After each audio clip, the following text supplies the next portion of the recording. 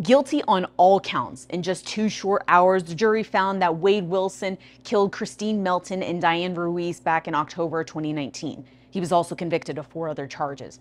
I'm Fox 4 senior reporter Caitlin Knapp, and I was here for the entire trial. Now, Wilson, he will be sentenced to either life or death. The defendant is guilty of first-degree murder. As the verdict is read, Wade Wilson sat with no emotion on his face. Behind him, families of the victims were holding each other. Also in the courtroom was Cape Coral Police Chief Anthony Sizemore. Just relieved that the jury did the right thing. Reacting to the guilty verdict. There is no situation where he's going to be walking the streets, and an animal like this needs to be put away. On the final day of the trial, both the state and defense pleaded their cases. State attorneys focus on Wilson's plan to kill the women. This case was about killing for the sake of killing.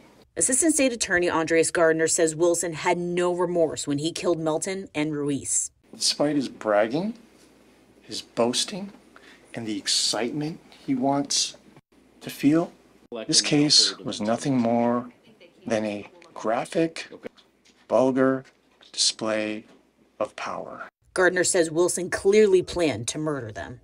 He told detectives, "I've already done it once. I'll do it again."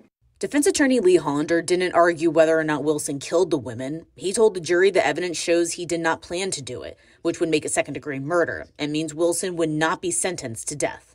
None of this was not depraved. I'm not arguing insanity. I'm just arguing that the state's claiming premeditation, and I'm saying he's whacked out. He's just out of his mind for any of this. However, the state, with the final say before deliberations, came back with powerful words to the defense's argument. This is a man with no respect for women, with no respect for human life. Assistant State Attorney Sarah Miller then repeated what Wilson told police after his arrest. I choked her out until she couldn't breathe anymore.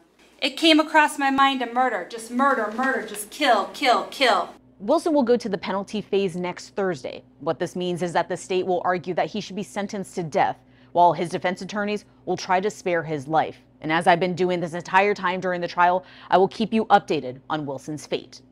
Reporting inside the Lee County Courthouse, Caitlin Knapp, Fox 4.